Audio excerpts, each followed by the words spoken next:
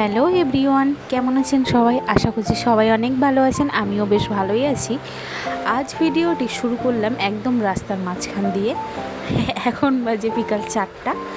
এখন আমরা বেরিয়েছি, একটা জিনিস কিনতে যাব আজকে।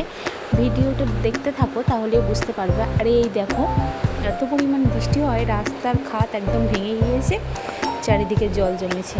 আর এই যে ঘেরিটা দেখছে, কত সুন্দর না? তারপরে সন্ধ্যা হয়ে গেল, চলে আসলাম একটা পার্কে ঘুরতে।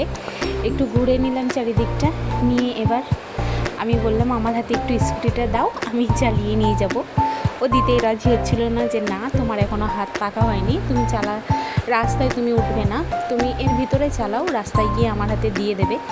আমিও বেশি কথা না বলে ভাবলাম, হ্যাঁ, ছেলে আছে, আমার চালানোটা ঠিক হবে না, যেহেতু আমি এখনও ভালোভাবে চালাতে পারি, কিন্তু সাহস করে এখনও রাস্তায় উঠিনি।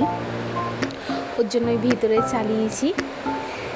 চালিয়ে রাস্তায় গিয়ে আমার বরের কাছে এবার দিয়ে দেবো, কারণ ছেলে আছে, চালাবো না। এবার চলে গেলাম মণ্ডল ইলেকট্রিক।